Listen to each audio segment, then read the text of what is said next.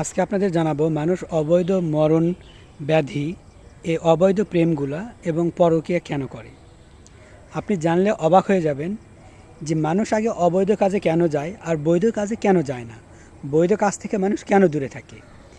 আপনারা ভালো করে খেয়াল করে দেখবেন, আমরা যদি বৈধভাবে কোনো কিছু করতে যাই, ফিজিক্যালি যে রিলেশনের কথা বলবো, শারীরিক যে চাহিদার কথা বলবো মেটানোর জন্য, সেক্ষেত্রে প্রথমে আগে আসবে বিয়ে। বিয়ের পর আপনি ফিজিক্যালি বলেন, মানে যেটা শারীরিক চাহিদা বলে, এই চাহিদা মেটাতে পারবেন, এটা হলো বৈধভাবে। কিন্তু এই বিয়ে যেটা বৈধ আছে এটা বাদ দিয়ে আমরা গুনার পথ কেন বেছে নিই বলুন তো?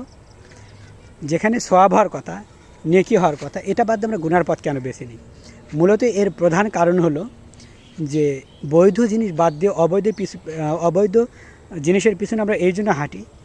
এক নম্বর কারণ হলো বিয়ে মানে একটা যুদ্ধ, বিয়ে মানে একটা বড় ধরনের কোনো বিপদ, বিয়ে মানে একটা আতঙ্ক, বিয়ে মানে ভয়। এখন আপনি বললেন বিয়ে মানে যুদ্ধ কীভাবে হয়? এই যুদ্ধে সেই যুদ্ধ না রে। এই যুদ্ধ, বিয়ে মানে যুদ্ধ হলো যে দেখেন, বিয়েতে একবারে প্রচুর পরিমাণে খরচ করতে হবে, পুরা 14 গোষ্ঠী দাওয়াত দিয়ে খাওয়াতে হবে। বিয়ে মানে আপনাকে দেনমোহর লাখ লাখ টাকা দেনমোহর দিতে হবে। বিয়ে মানে আপনার মেয়ের যে মা থাকে আপনার জীবন আগে তেনা তেনা করে দেখবে, যেটা সরকারি চাকরি আছে কিনা। মানে এই যে আজকাল মেয়েরা ধর্ষণ বলেন বা এই যে একটা আজকাল ছেলে মেয়ে যে এত অবৈধ মেলামেশা, এর প্রধানত আমার মনে হয় অন্তরায় হলো ছেলের মা আর মেয়ের মা। ছেলের মা দেখবে মেয়ের কী কী সম্পদ আছে, কী আছে না আছে, মানে এগুলো খুঁজতে খুঁজতে এক প্রকার যুদ্ধ সেখান থেকেই শুরু। যখন দেখবেন যে মেয়ের চেহারা ঠিক আছে নাকি, মেয়ের কোথায় খুঁত আছে নাকি, মেয়ে মেকআপ দিছে নাকি, মানে এগুলো খুঁজতে খুঁজতে এটা যে যুদ্ধ শুরু, বোঝেন নাই?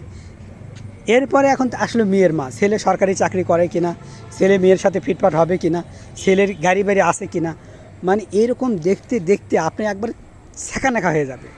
তারপরে দেনমোহর লক্ষ লক্ষ টাকা দিল কিনা। এমনও আছে মোহরের টাকায় কম দেওয়ার কারণে সে বিয়ে হয়নি, বিয়ে ভেঙে গেছে, না আমার মেয়েকে এত লক্ষ টাকা দিতে হবে দেনমোহর, যদি না দেন তাহলে বিয়ে দিব না। তো তখন ছেলেরা মনে করে যে কে রে, এত টাকা লক্ষ লক্ষ টাকা খরচ করার পর তারপরেও সেই বিয়ে টিকবে কি না সন্দেহ। অতএব আমি আজকাল হাটের মুঠোয়, আমি যদি কারোর পিছনে 5,000 টাকা খরচ করি, 2,000 টাকা খরচ করি, ওই বিয়ে করে যে কাজ হবে এমনিতেই সে কাজই তো হবে, তাই না? তখন মানুষ এই সবের এই যুদ্ধ থেকে বাঁচার জন্য, এই বিয়ে নামক যুদ্ধ থেকে বাঁচার জন্য মানুষ এই অবৈধ কাজে জড়িয়ে পড়ে। আপনি দেখেন, পার্কে যান বা পার্কের কথা দূরেই থাকলো, আপনি রাস্তাঘাটে যান, যে কোনো জায়গায় যান না কেন, আজকাল ছেলে মেয়ে এতটা ফ্রি হয়ে গেছে, দেখবেন যে একটুতেই যদি আপনি কি করেন, কোনো মেয়ের ছেলে মেয়ে, এই যে আজকাল বিশেষ করে ফেসবুক বলেন, যে কোনো ইনস্টাগ্রাম বলেন, যে কোনো জায়গায় বলেন না কেন, মেসেজের অপশন আছে, তোমাকে আমার খুব ভালো লাগলো, তোমাকে খুব ভালো লাগলো, তাহলে দেখা করি। দুজন দেখা করে কাজ সারলো, আপনি কিছু করতে পারবেন? ক্ষমতা আছে? কাউকে কখনো বান্ধিয়ে রাখা যায় না। চরিত্র, মানুষ ভালোই থাকে, কিন্তু কার চরিত্র কখন খারাপ হয়ে যাবে এটা কেউ বলতে পারবে না, বুঝতে পারছেন? এই চরিত্র খারাপ, পুরুষদের চরিত্র খারাপের পিছনে আমি মনে করি মেয়ের মা, এবং মেয়েদের চরিত্র খারাপের পিছনে ছেলের মা, উভয়ে দায়ী। এরা যদি এই যে লক্ষ লক্ষ টাকা দেনমোহর, আবার যৌতুক, বিশেষ করে ছেলের মায়ের তো হা করেই থাকে যে আমাকে এই দিতে হবে, গাড়ি বাড়ি দিতে হবে, 1 কোটি টাকা দিতে হবে, যৌতুক দিতে হবে, এগুলো না দিলে সে বিয়ে আর হবে না। তাহলে চিন্তা করে দেখেন, একটা মানুষের জীবনে, প্রতিটা মানুষ যত পৃথিবীতে আসে সবারই ফিজিক্যাল একটা চাহিদা থাকে। এখন ফিজিক্যালি চাহিদা মেটাতে গেলে যদি আপনি দেখেন যে এত কিছু করা লাগবে, তাহলে শেষ। তখন তার চেয়ে তো ওটাই ভালো যে আমি পার্কে যাব, গিয়ে হাজার হাজার মেয়ে এদের নাচ গান করতেছে, কত কী করতেছে, মানে যেগুলোকে সহজলভ্য, একটু যদি হেসে কথা বলেন তো হয়ে গেল। মানে মানুষ এই কারণে আজকাল যুদ্ধ, বিয়ে মানে যে যুদ্ধ, এই যুদ্ধ থেকে বাঁচার জন্য, কারণ হলো ছেলে পরিবারের মা তো হয়ে গেছে আগে থেকে, শুরু থেকেই পরিচয় দেয় সে দাজ্জাল, আর মেয়ে পক্ষের মা তো শুরু থেকে পরিচয় দেয় সে প্রধানমন্ত্রীর মতো একটা ছেলে লাগবে, নয়তো বা বিয়ে দেবে না। তাহলে আপনি চিন্তা করে দেখেন, আপনি সমাজে ভদ্র হয়ে থাকবেন? এই যে আপনি তো আপনার মায়ের জন্য ভদ্র হয়ে থাকতে পারবেন না, আপনি সমাজে আদর্শ মেয়ে হয়ে থাকবেন, আপনিও পারবেন না, কারণ আপনার মা তো প্রধানমন্ত্রী। তো ওইরকম প্রাইম মিনিস্টার কোথায় পাবে, তারপরে সেখান থেকে আপনাকে এনে বিয়ে দিবে, বুঝতে পারছেন? স্বপ্নের রাজপুত্র বা স্বপ্নের রানী, এটা স্বপ্নেই মানায়, বাস্তবে না। বাস্তবে যখন আসবেন যখন দেখা সাক্ষাৎ হবে তখন কিন্তু বিয়ে করতে গেলে হাজারো ভুল। যদি পাড়ার লোককে আপনি না খাওয়াতে পারেন, যদি তার খাওয়ার মধ্যে কম বেশি করেন, তাহলে দেখছেন কত বিয়ে বাড়িতে দেখেন না খাবার নিয়ে কত মারামারি, খাবার কম দিয়েছে, গরুর মাংস কম দিয়েছে বলে বিয়ে ভেঙে গেছে। কত জায়গায় দেখবেন যে বিয়ের গেট সাজাইছে, গেট সাজানোর সময় তো দেখা গেছে যে টাকা কম দিছে, ওখানেই মারামারি শুরু। বুঝতে পারছেন? এবার আসি পরকীয়া। পরকীয়া এই জন্য মানুষ করে, যখন কোনো জিনিস হাতের কাছে পাওয়া যায় তখন কিন্তু আপনি দেখবেন বাজারে অনেক রকম ফল আছে। আমি গেলাম বাজারে যাওয়ার পর যদি দেখি সহজলভ্য এই ফলগুলো, তো আমাকে কষ্ট করে কোথাও গিয়ে ইনি 7 সমুদ্র 13 নদীর পার হয়ে গিয়ে আমাকে এই ফল তো মানে আনতে হচ্ছে না, পেরে আনতে হচ্ছে না। 7 সমুদ্র 13 নদীর পার হয়ে তো আমাকে যেতে হচ্ছে না।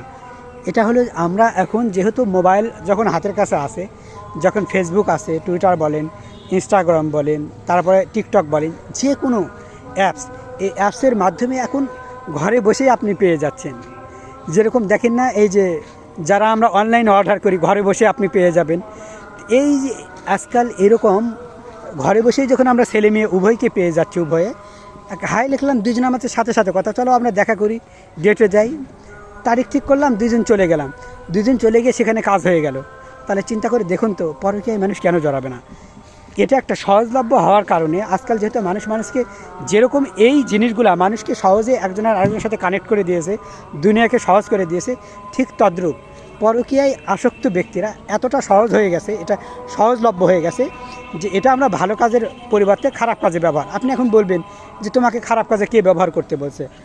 একটা কথা বলি, যখন দেখবেন বাজারে যখন আমরা যাই অনেক রকমের খাবার দেখি, তখন কিন্তু আপনি বলতে পারবেন, মনকে মানাতে পারবেন যে ওই খাবার আমি খাবো না। একটা উদাহরণ দিলাম, সবাই তো আর ফেরেশতা না, বুঝতে পারছেন? এই জন্যই পরকীয়া জড়ায়। আবার পরকীয়া আরও কিছু একটা কারণ আছে জড়ায়, যেমন ধরুন পরকীয়া জড়ানোর কারণ আপনার ওয়াইফ আপনাকে বেশি সময় দেয় না, ফোন নিয়ে ঘাটাঘাটি টিকটক নিয়ে ব্যস্ত, সেক্ষেত্রে আপনি পরকীয়ায় জড়িয়ে যেতে পারেন।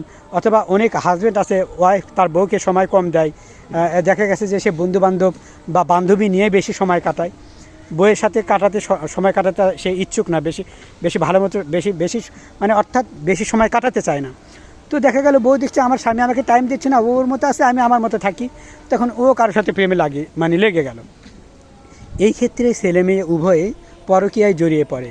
আর যতদিন এই বিয়ে নামে যুদ্ধ এটাকে বন্ধ না করবে, কাবিননামা হতে হবে খুব সহজ এবং যৌতুক কোনো রকম থাকবে না, মানে চাপ থাকবে না। যদি মেয়েকে কেউ ইচ্ছা মতো দেয় সেটা আলাদা বিষয়, যার পরিবার, কিন্তু কোনো রকম এক বিন্দু পরিমাণ এটা বোঝানো যাবে না যে তুমি যৌতুক আরও বেশি কেন দিচ্ছ না, বা কেন যৌতুক থাকাই যাবে না, যৌতুকও থাকা যাবে না।